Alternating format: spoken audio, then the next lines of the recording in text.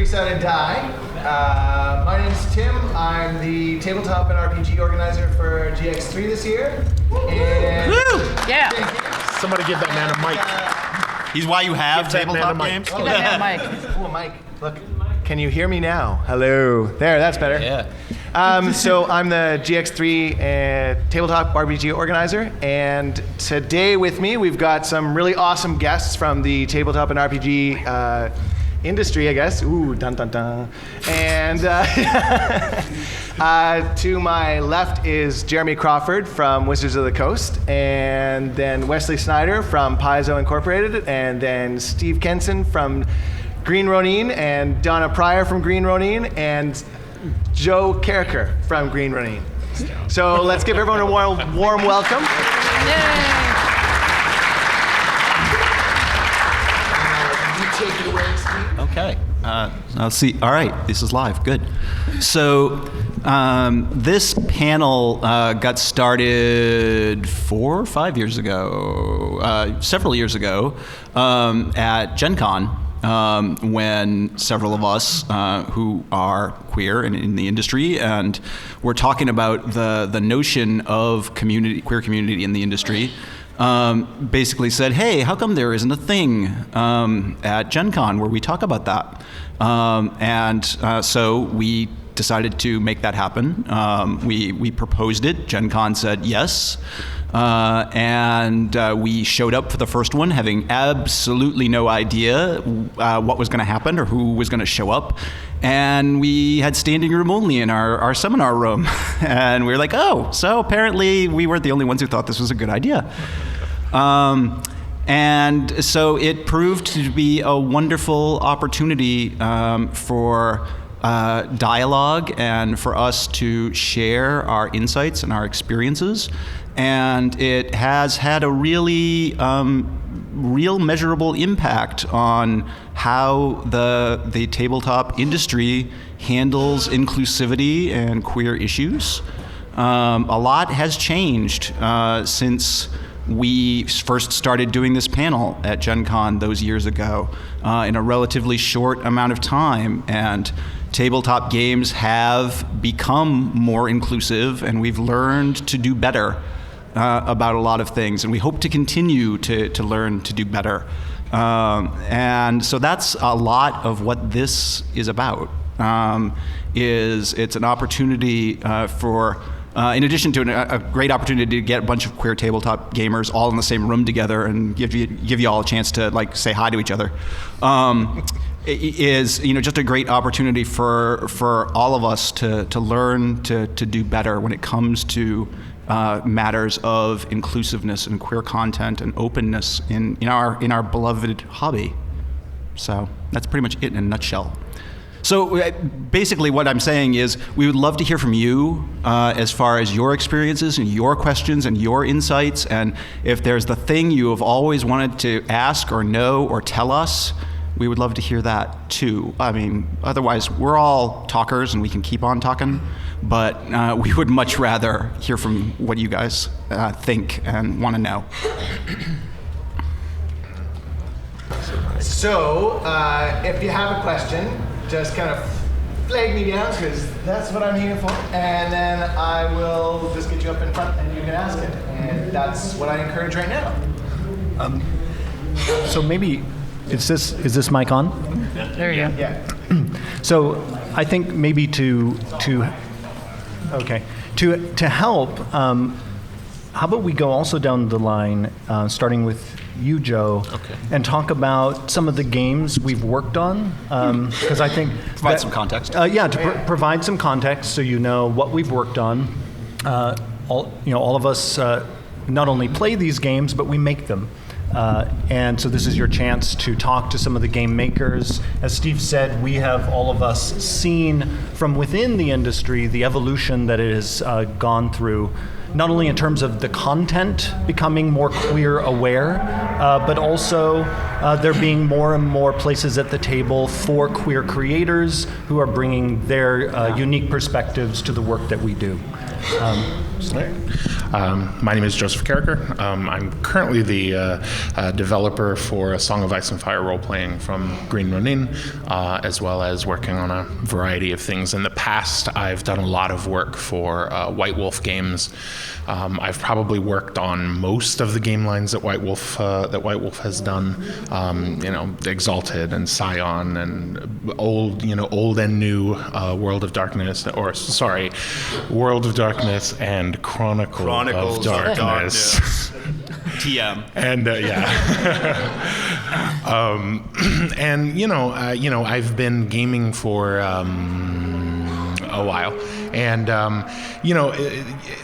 gaming was always sort of a treat for me. Like, I grew up in South Texas, so there was definitely a thing, and especially when you sort of come to figure out that you're queer in South Texas, that's a little bit of a dicey situation. Pun totally unintended. Sorry. I normally try and avoid that sort of humor, but but it was a place to hide, right? And so it was kind of a revelation to me when I started discovering that some of these games that I loved as much as I did were introducing queer content, and for a while it was sort of subtle. There was like just that one character. Like, I remember the first time I encountered something queer in a gaming book was a Nosferatu clan book, and in the back of it there was a character who had been turned into a vampire because his sire had seen him being bashed. The character was queer, and so he himself turned into sort of a anti-basher sort. And I was poleaxed. Like, that was awesome. And going on to see all of these other games that had this sort of content, right? Characters in Aberrant, and then Blue Rose comes along, and just so all of these fantastic things. It's kind of what made me want to write myself, because suddenly I had a voice, like I had something to contribute. And my experiences were just as valuable in terms of contributing to the overall body of work. So yeah, so I'll shut up now. I know, we are talking. I told you. We will talk. Hello, everybody. Whoa, hey. My name's Donna Prior. I work for Green Ronin, as we all know. I am actually not a designer. I am the events manager. So it is my job to get people playing games and support people who are running the games that we all make and love. And my day job is actually in video games, but I'm here for tabletop because this is like my number one true love is tabletop role-playing games. And I also grew up in Texas, and I grew up in Dallas area with, during when Dallas and Dynasty were out, and I didn't look like everybody else with the big hair, and usually I got Jew bashed, although I'm Italian, and anybody who lives on the East Coast is like, of course, yeah. But in Texas, you're different, not counting being queer or anything else. So it was important to me because, like, my friends, all my geeky friends, as soon as it came to Dungeons and Dragons, said, well, girls don't play D&D. Right. You can't play with us. You're not allowed. And I went, okay. Because through the years, I had internalized misogyny really bad, but I'm not like the other girls. That kind of thing. And so it wasn't until years later I was bartending down in San Antonio and talking to somebody, and they were talking about their game. And I was like, oh, you play Dungeons & Dragons? They're like, yeah, you should totally come play with us. And I said, well, girls don't play D&D. He's like, I've got 2 women in my group right now. So I joined and I started playing and all that. So it kind of, all of a sudden, this whole world opened up to me about playing. And so I've always been a really big advocate about trying to make places welcoming, because game stores, especially when I was younger and kind of cute, is that the 2 reactions to me in a game store, well, I'm a different kind of cute now. That's true. But I'm a totally different kind now. And but the reactions were, when I would go into a game store, was dismissive, that I was somebody's sister, daughter, or girlfriend, or that it was, hi. Right. Hi. Are you a real girl? Are you a real girl? Or of my dude friends that were like, I wish I could meet a girl just like you. I'm like, but, you know. So, you know, so that's been my whole thing. And then where this became so important to me to really get into the industry, because this is before I even worked in video games, was I went to Privateer Press, who I love. And I don't know if you guys know Big E. He now works at Pokemon, and he said, "Oh my gosh, you're wearing a pirate shirt. You should play this game. It's got pirates." And out of my mouth, all these years later, was, "Women don't play strategy games. They don't get it." I'd never played, well, now I'm a big Civ fan and all that, but it opened my eyes like, why do I keep repeating this? Why do I keep repeating these unwelcoming places? So now I do my best to go out to game stores. I recommend the ones that are good. I help event managers. I run meetup groups, and everything I do is amazing. And right now, these two guys with their player societies, Pathfinder Society and all that, they're starting to change their own communities, and they're supporting them. So to me, that's why I'm here. And I'm sorry, I will talk forever and because I'm so passionate. So I'm Steve Kenson. I got my start in the game industry writing for Shadowrun. Back in the day, and so I'm sorry in advance for those of you who played Shadowrun in the 90s. I introduced a queer protagonist character in my Shadowrun novels named Talon, who appeared in 3 novels. Right? You had to come on this panel to find that out. I read them all. And I freelanced in the industry for quite a long time, so I worked on a lot of different games. When I started working for Green Ronin, I designed the Mutants and Masterminds superhero game. Worked as design and lead and development on Blue Rose romantic fantasy. Worked on, in one capacity or another, on Green Ronin's various other games. I also did a small spin-off superhero game called Icons, superpowered role-playing that I published through my own imprint, Ad Infinitum Adventures. I've always been kind of careful about my voice in a lot of my work. When I first started in the industry, it was a very different environment in terms of introducing queer characters and issues. But I have to say that I have been very fortunate in that I have never received anything less than complete support from all of the publishers and developers and editors with whom I have worked over the years when it came to introducing those issues. And in retrospect, hindsight's always 20/20. I wish that I had pushed a little harder and a little further. But that was where I was at the time. But I think that if I had, I probably would have still received that same amount of support. But it's like Donna says, it's that overcoming our own caution and our own inculcated reaction to be cautious is in many ways one of our biggest challenges as a creative community, because we're so tremendously creative otherwise, in my experience, that it's learning not to censor ourselves more than anything else.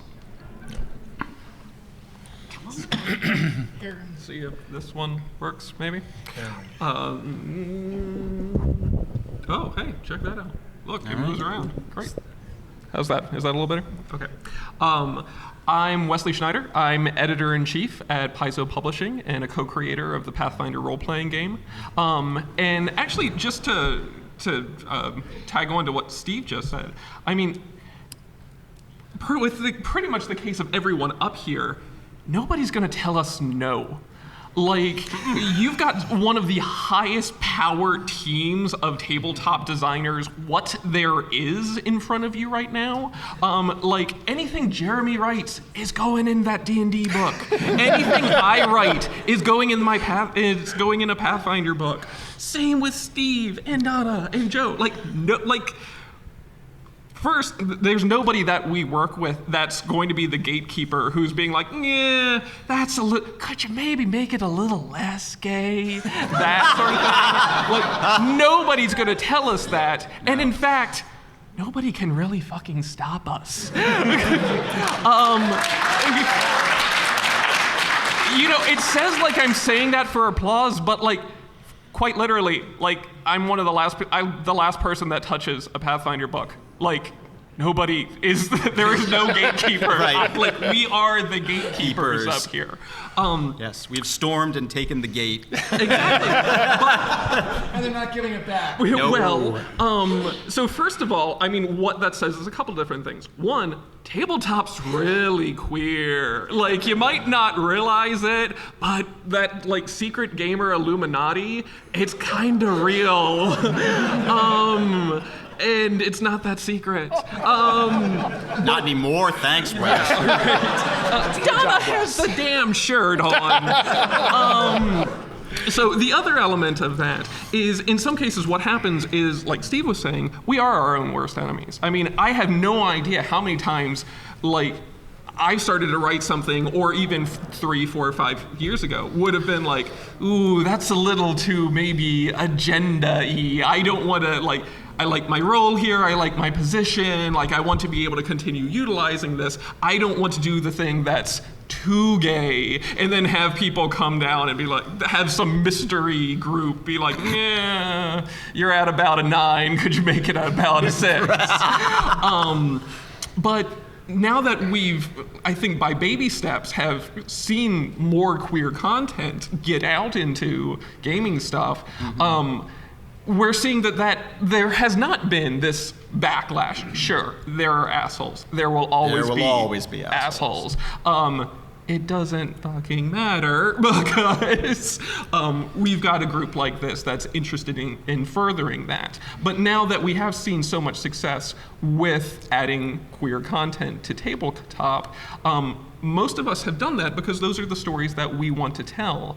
But the group you see up here is obviously not the most diverse group in the world. Like, there are still genders out there, people of color out there, ages, groups, suggest experiences that we do not represent. And that's why we feel like it's so important to have this conversation, because we've already seen instances where feedback from this seminar has made a marked and positive change on what we produce. So yeah, definitely think up your questions, because we want to hear it, or your comments or whatever. And frankly, if you've got criticism, that's good too, and we can take it. So. I'm Jeremy Crawford. I'm the lead designer of the 5th edition Dungeons & Dragons Player's Handbook. Before coming to Wizards of the Coast and becoming one of the co-lead designers of D&D, at Wizards I worked on many, many, many other D&D books. But then before that, also worked on several books with Steve. We co-designed the Blue Rose game, arguably one of the gayest games ever made. I did a little bit of Mutants and Masterminds work with Steve long ago as well. In our little industry, some of our connections go way back, and it is remarkable, again, how much things have changed. Because back in the day, tabletop games, and tabletop role-playing games in particular, were not only thought to be a no girls allowed club, but also it often felt very heterocentric. Depending on your group, it could sometimes be very uncomfortable if you were LGBT and in a particular game group, although thankfully many of us also experienced other groups where we felt totally welcomed. I mean, my personal experience is I was introduced to D&D by my lesbian sister. So for me, the stock narrative has actually never been true, because for me, role-playing games came to me from a female queer. So the no girls allowed thing, and this is for straight people. It's like it never rang true to me, because it's like, well, these are games where we get to create anything. We can create characters of all sorts of identities. We can get into the skin of other people, try out for a few hours with our friends what it's like to be somebody else. So there's real magic in role-playing games in particular. And then also other tabletop games, of course, there's that magic of just that face-to-face time with other people. But despite my personal experience, back then it really was kind of, a boys' club. And so it is truly remarkable all these years later, that you have in key positions in most of the key role-playing games on the market right now, queer people. And as Wes pointed out, this is true for Pathfinder, that he's the gatekeeper, and for Dungeons & Dragons, I'm the gatekeeper. And so essentially there is a gay person waiting there at the end, keeping an eye on what's going on. But that self-censorship, despite that fact, to carry on what they're talking about, is something we continue to grapple with. I mean, it's funny, even as one of the lead designers of Dungeons & Dragons, I still catch myself checking myself. This happened actually just a few weeks ago. I was working on a book that we haven't announced yet, and I put in some very open queer content into it, and I agonized over it.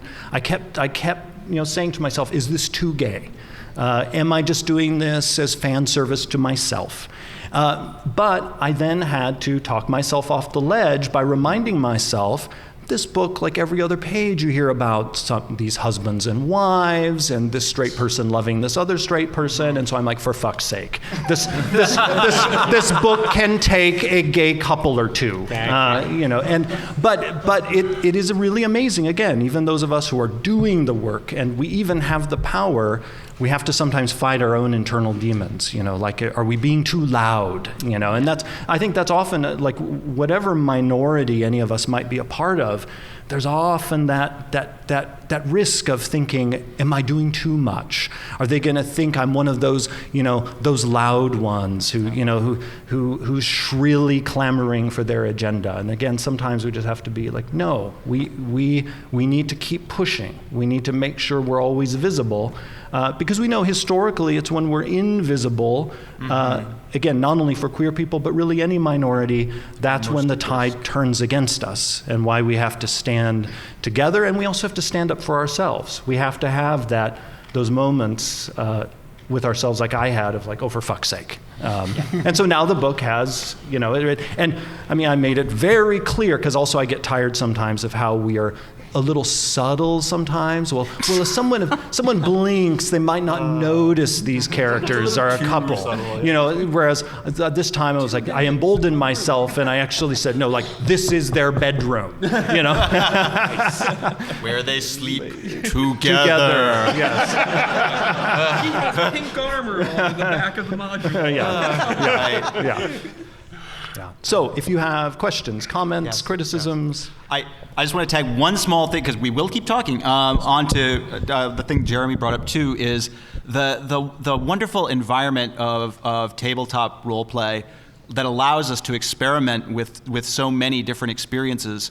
And I'm going to be dating myself a little bit here, is also the thing that allowed many of us to experiment with the notion of being out and being who we really were.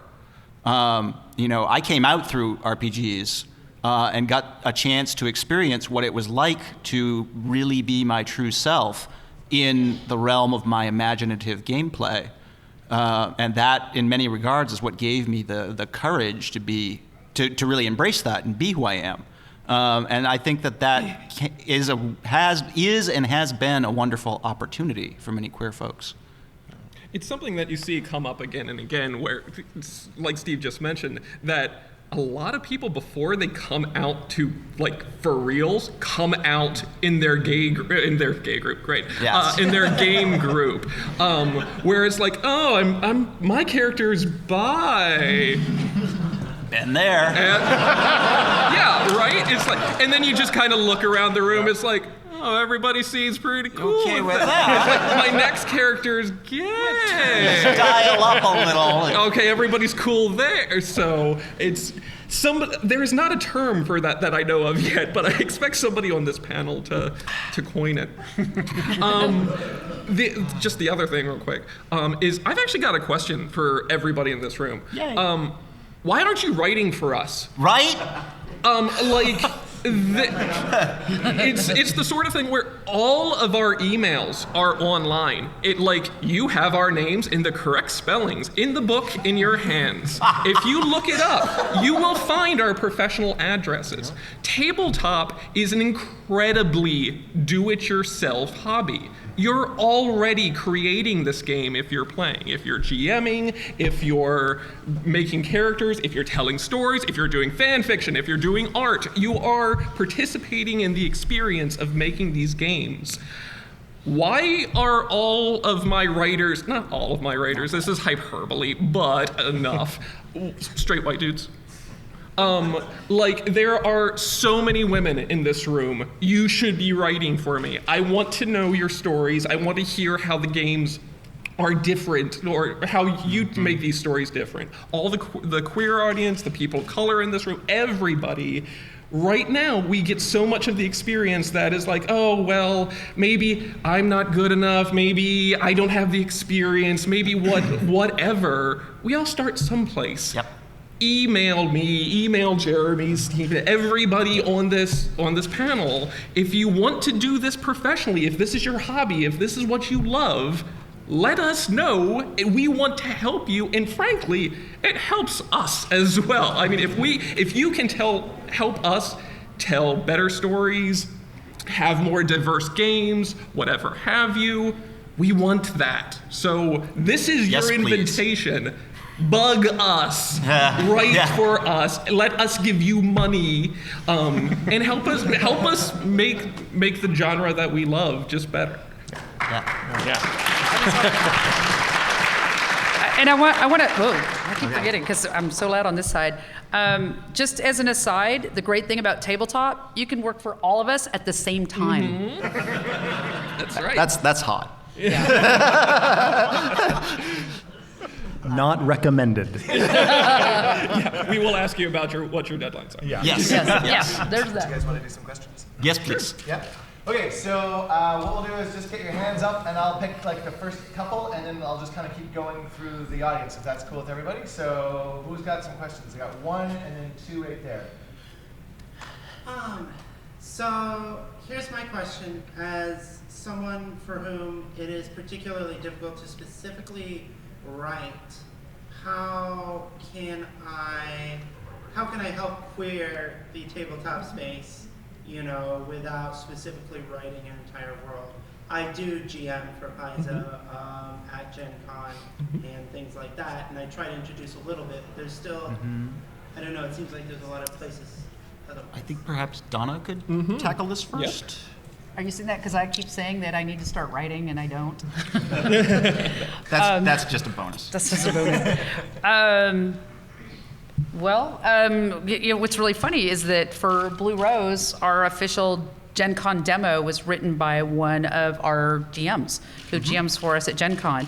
And he's a queer gamer, which is great because we both worked at Sony at the same time. So he also works in video games, and he comes up with the amazing stuff for DC Universe, for Mutants and Masterminds. And so he does this, he creates characters and all this and puts it in the world. And then he goes, so essentially we said, this is great. And so Steve is retooling, a bit here and there, but now he's going to be a paid published game designer from submitting a module that I'm going to use for demos, that my team, my volunteers will use for demos.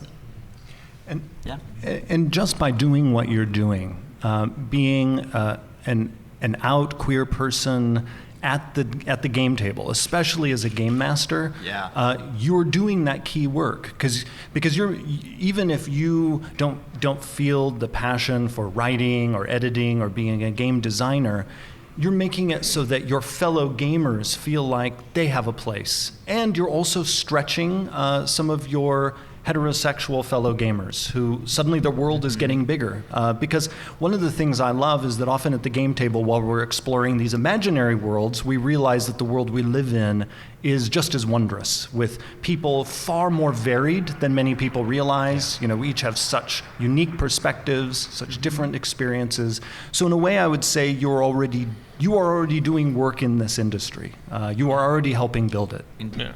I'm going to float a notion, completely unformed. So, but especially if you are working in doing demos or doing con support or any of those kinds of interactions with the hobby community, something to consider, especially if you attend and work at cons other than this wonderful, sort of magical land where, it's all rainbows and unicorns, is to talk to the con organizers and the demo people you work with about the notion of creating safe space at the game table and saying, hey, I as a GM want you to make it known to players who are signing up for these games or these demos, if they have any concerns whatsoever about being a woman, being trans, being queer at the game table, they're welcome at my table.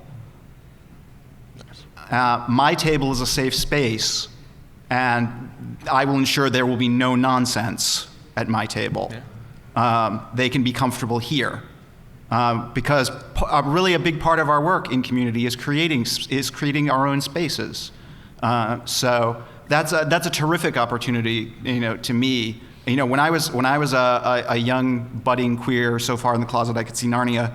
I would have. Good. I'm stealing that. Right. I would have killed for that. Right. So I think that's a terrific opportunity. I'm going to. So one of my personal kind of modes of operation is I love teaching new people to play. Like It's a kind of a personal crusade of mine, and I've done it for a long time. My first sort of official involvement with the gaming industry at all was as a demo. I ran a demo team for White Wolf in the 90s or so, and so I really enjoy teaching people to game. We all know how difficult it was when we were first sort of getting into gaming, because gaming seemed very, as we were just talking about, very white, very straight, very male, right? And so, but we were kind of able to push past that and involve ourselves in something that we love, right? Like we all clearly love it enough that we're all taking a weekend out of our time, our money, because we're here and we love it, right? So we've gotten something out of that. There are people who did not. They did not manage to push past that. I run a game at home that when I moved back to Portland, there were a number of queer friends of mine who were like, we know you're always really busy, but you've just moved back. And two of them were like, we've never gotten to play RPGs. Like one of them was like, I used to buy champions and make characters, but I never had anybody to play with. Like I never felt, because getting involved in a gaming group is an ongoing, and it's kind of intimate, because role-playing is intimate. And when you're hiding, that's scary. Like that's terrifying, And so I guarantee you, among your queer friends, particularly if they're nerdy, someone saw gaming, wanted to try it, but couldn't quite push past that. Invite them. Yep. Find them, invite them. Invite people who you wouldn't even think would be interested, because as we go through adolescence and all the rest of it, we totally remake ourselves. But I guarantee you will find people. And that's a great way to clear the game space by bringing more queers into it. Your new game group is called what, Joe? Dungeon Bears. Thank you. Joe, it's funny that experience of the sort of the nerdy queer. If you press, you'll discover that often they were interested in gaming, but just they never felt there was a place for them. That's my husband. We were already Mine too. Yeah, we were already dating, and actually it was never really on the table that I was a gamer. It was like only after we'd moved in together and we were really sort of really getting into this, and suddenly he was like, I've always and he's like, I've always wanted to play this, and I just never felt it was something for me.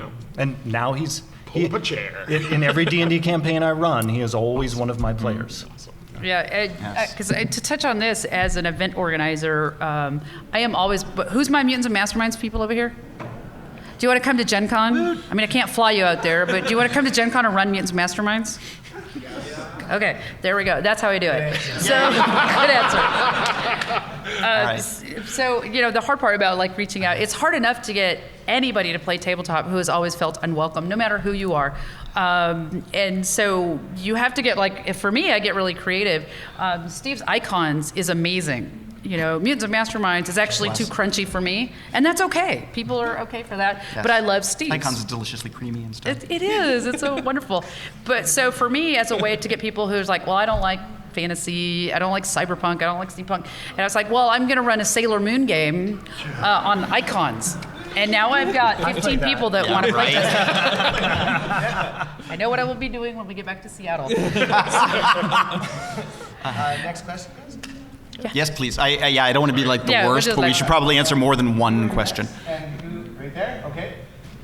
So I'm one of the people who used tabletop gaming as a way to try and come out and everything. And the White Wolf example was very interesting because I remember reading Vampire 2nd Edition, and the art there was very diverse in many different ways. But I wonder if you struggle in trying to balance out creating this medium like a safe space and adding gravitas to the kind of choices that the player does and how the players build their own identity. So if there's a negative impact, if you will, like we face in our real lives frequently, and having it separately as an escapist space. So how do you balance that? I'm just going to make sure, so I'm going to kind of step in and I'm going to time your guys' answer. So you've got about 2 minutes. So Structure. go. I know, right? Right? Crack that whip. That's what happens when you give the moderator power. Yes. Okay, well, somebody go. Somebody go. Okay, I will. Nobody goes. Right. You go, Steve. Yeah, okay. So the topic of how much reality you want to deal with, especially the kind of sucky aspects of queer reality in game is certainly a factor to consider. And I have done game material and game settings that are on either ends of the spectrum, some of which deal with very real world challenges of being queer and the sort of real world repercussions of that, and others where it's just like, fuck it, I just don't want to deal with homophobia, and since I am the creator of this world, I'm going to decide that this is a world where it doesn't exist. There is absolutely nothing wrong with creating a fantasy world where being queer is totally okay. Just so you know, anyone who tells you otherwise is wrong. It's your own damn fantasy and your own creation, so you get to do whatever you want with it. So a lot of it really depends on what it is you're trying to create. If you are creating an escapist fantasy where you want queer content but you don't want queer issues per se, or at least homophobia as an issue, then you take it right out. If you want to tell queer stories that involve some of our real struggles, then tell those stories. There's absolutely nothing wrong with having all of that, and I'd like to see all of that in all of our games. There's also just sort of a seriously element, like homophobia in a fantasy setting. Like Joe's character is a demon. Right. Donna's character is married to a fire elemental. Steve's character is married to a dude. That's not that weird comparatively. Which of us is the weird one? And guess what? Jeremy, who's the GM, is running a dragon who's right over that hill. You got bigger problems. Yeah. You at the back, you had a question, and then... So, I was wondering, you guys talked a lot about queer protagonists and queer side characters. Do you have any thought about queer villains where queerness isn't just they're not like the tragic queer character, but it's just an aspect of their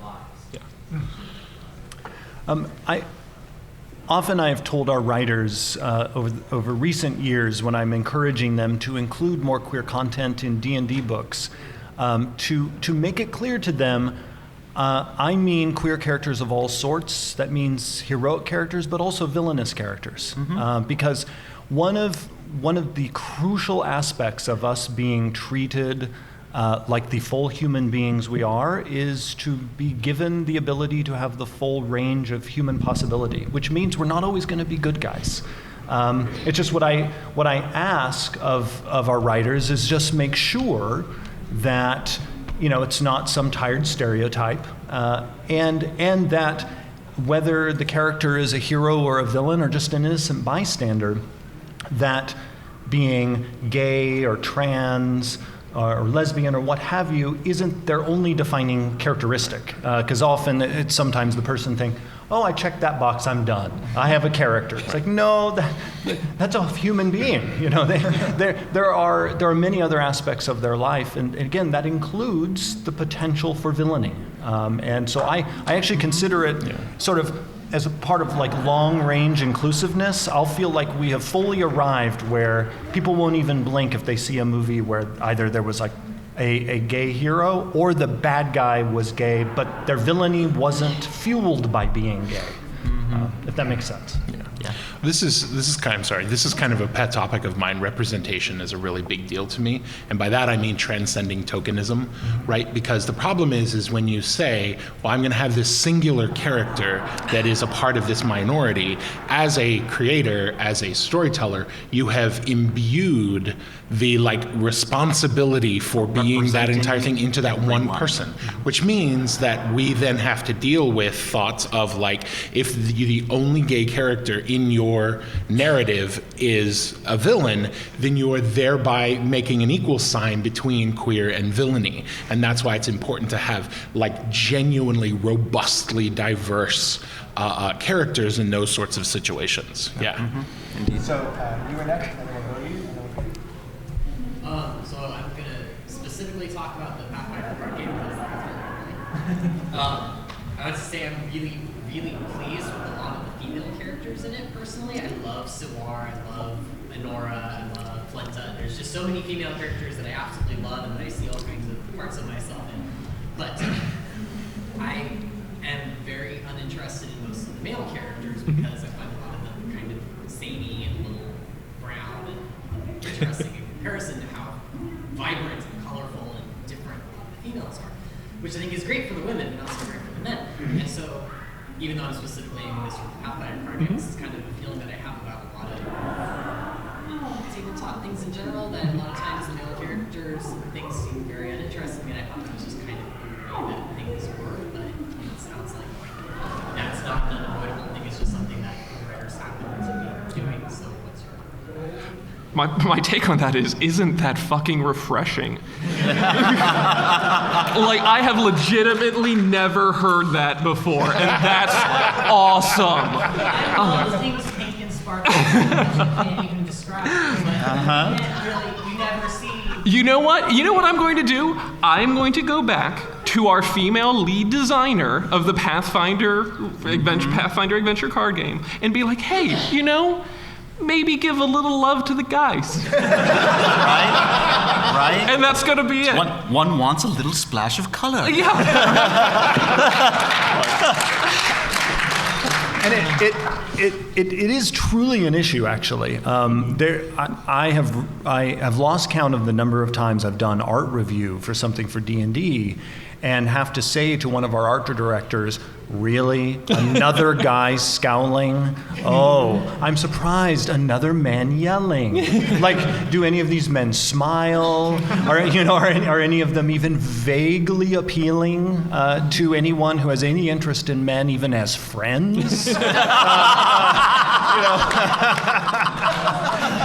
So it is actually something that comes up often, at least in my work. But that's actually really interesting, because especially in the tradition of D&D art, or fantasy art in general, and RPGs and whatnot, it's your Conan characters, it's your Boris Vallejo characters. Getting a dude who doesn't have abs or weighs less than 150 is not really something that happens so much in the tradition of a lot of this game. So there is still definitely definitely work to be done there, and that's particularly difficult even when you're working with artists who, we're talking about things from the writing front, but when you're coming up through illustration and you're like, oh, this Jeff Easley piece is great, this Larry Elmore stuff is great, oh, I remember like the old D&D covers or whatever have you, that's the trajectory you're on. Breaking out of that also takes a concerted effort.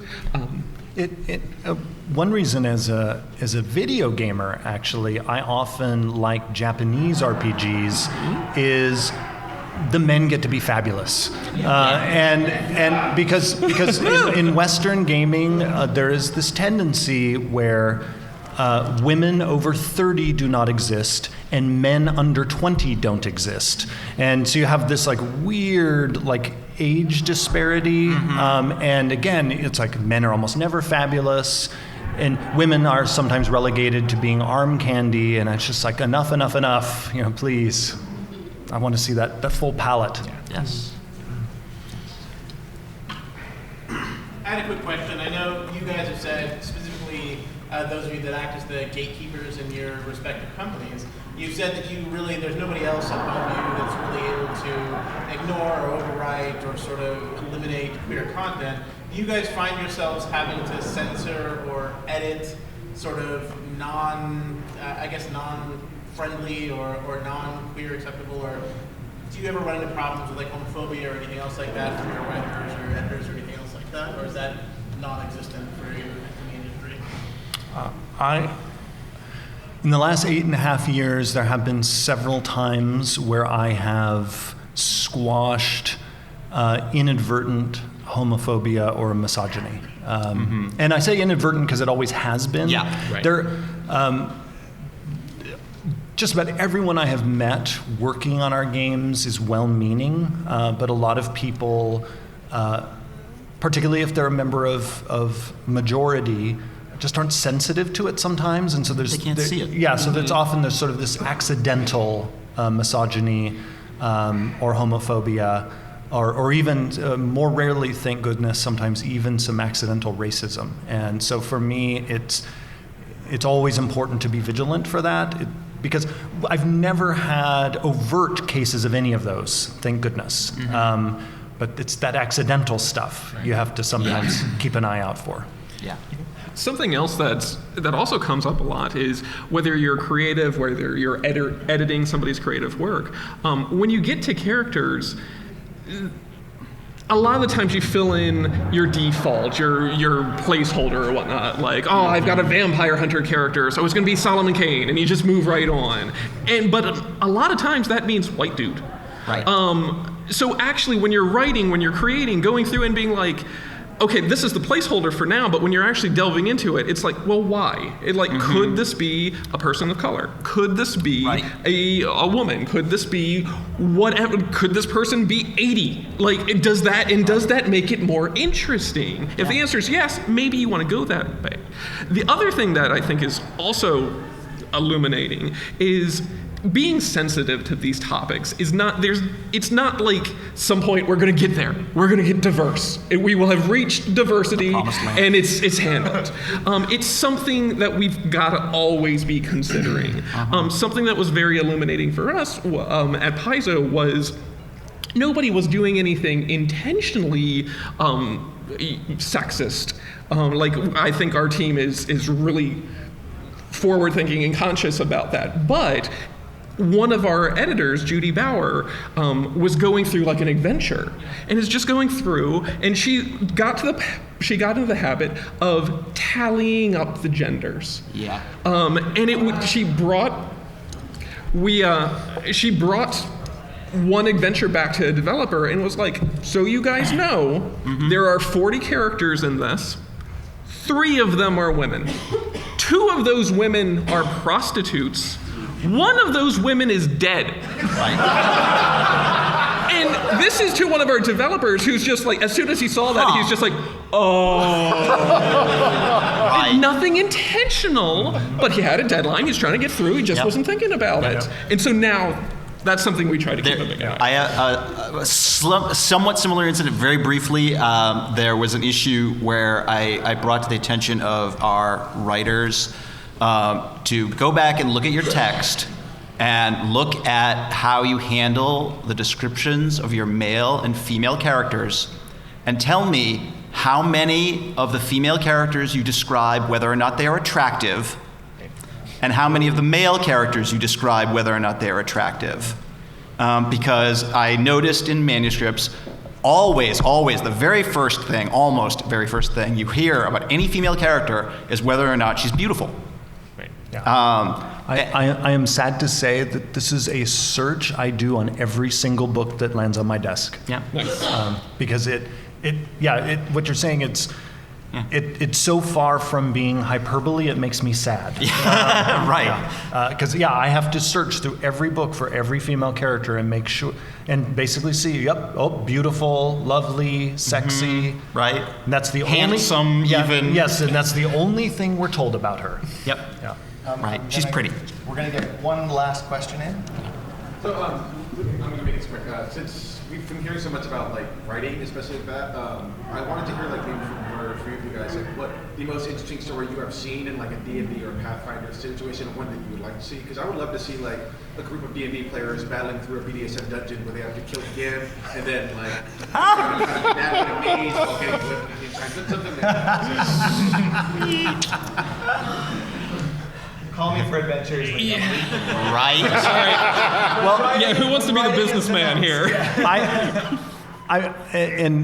And I'm not just saying this because it's what I'm working on right now, but I honestly, the thing I'm really excited about right now is this book again. How excited are you? Yeah, very excited.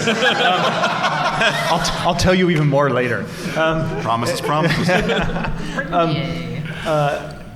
In it, we have not only a key villainous queer character, but then also a queer couple on the heroic side that is pivotal to one of the subplots. And so I'm kind of thrilled that we're doing it.